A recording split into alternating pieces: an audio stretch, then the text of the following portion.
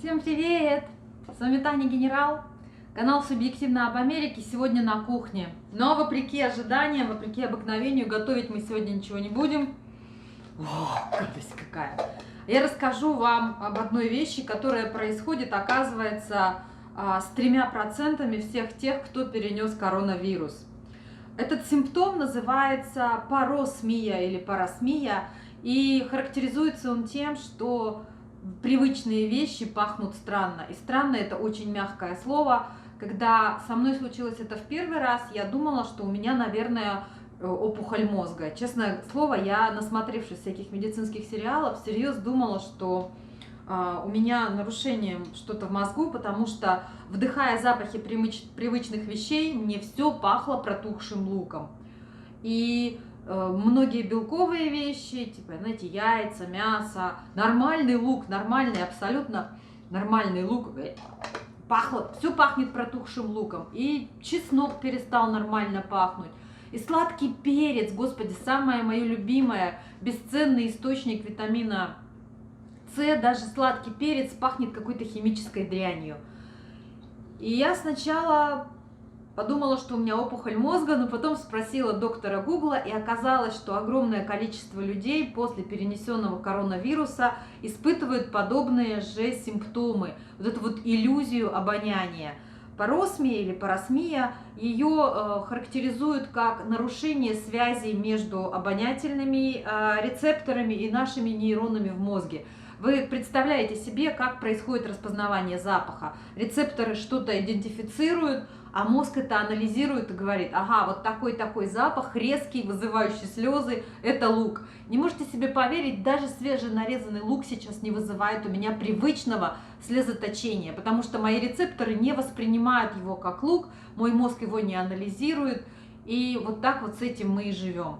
Я заметила, что за последний месяц, когда эти симптомы у меня появились, очень сильно поменялась диета, очень сильно поменялись пищевые предпочтения, потому что традиционное, знаете, любое блюдо, которое готовится на сковородке или тушится, или даже в суп, это вот, знаете, быстренькая зажарочка лука, чеснока, морковочки, ну, по обстоятельствам. Теперь это вообще не вызывает никаких положительных эмоций, это вызывает только отвращение и тошноту. И, конечно же, все приходится менять, все, я полностью перешла на какие-то вообще нейтральные продукты, какую-то непонятную вообще брокколи, можете себе представить брокколи с соевым соусом. Куриная грудка вроде как вот ничего, тоже более-менее нормально воспринимается авокадо, ничем не пахнут, нет, осязания на многие вещи вообще нет, но я заметила, вчера ходила посмотреть духи, в магазине новую марку от Estee Lauder. Духи я унюхала. В общем, это значит, что не потеря обоняния, а действительно вот эта вот иллюзия, вот эта вот проблема прерывания контакта. Что говорят врачи? Врачи, естественно, разводят руками, говорят: ребят, это нам самим все новое, мы сами первый раз с этим столкнулись, понятия не имеем, как это все лечить.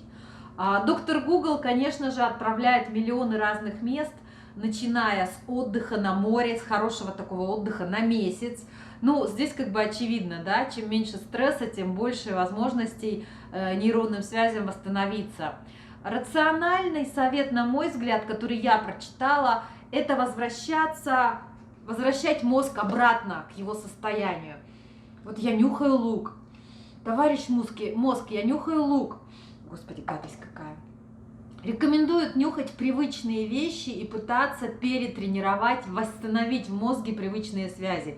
Потому что очевидно, что мой мозг, если он за 50 лет привык, что вот это вот запах лука, вот такие составляющие, наверное, он может к этому вернуться. Еще рекомендуют нюхать эфирные масла, тоже как такая ароматерапия. Еще, конечно, я читала сотни безумных вариантов, начиная с лекарственной терапии и заканчивая промыванием специальными растворами слизистой носа. Все спасаются как могут. Все, что сейчас вот есть на сегодняшний день, все данные, какие собраны, эти симптомы стали появляться у людей последние 5-6 месяцев. То есть определенный срок после перенесения коронавируса должен пройти, когда начинаются вот эти глюки у мозга. И, естественно, это все еще совершенно не изучено, мы еще 100 раз нам это все аукнется. Зачем я вам это рассказываю? Я уверена, что среди вас тоже есть такие. Знаете, мне на самом деле самой очень сильно полегчало, когда я прочитала в интернете, что это симптом, и он есть у многих. Я поняла, что у меня как минимум не рак мозга, я поняла, что я не одна. Это не снимает отвращение ко многим привычным и любимым запахам, но, по крайней мере, понимаешь, что проходишь через это не один, и, возможно, лечение и какие-то способствующие этому факторы будут найдены. Поэтому у меня к вам огромная просьба. Все, кто что-то знает, кто сам с этим сейчас справляется, встречаемся в комментариях, как вы выживаете, какие новые рецепты, как изменилась ваша жизнь. Я, кстати, слышала версию, что после прививки это проходит. Если кто-то через это прошел и у него это действительно сработало, я буду вам благодарна за обратную связь, если вы об этом расскажете. Ну а я перехожу, вот говорю до свидания луку и перехожу на абсолютно безлуковую диету, потому что воняет. Даже вот сейчас, даже в закрытом состоянии, вот этот слабый запах лука, который вообще в обычной жизни достаточно приятен, сейчас выживает только вот такое вот, о господи, о господи, о господи.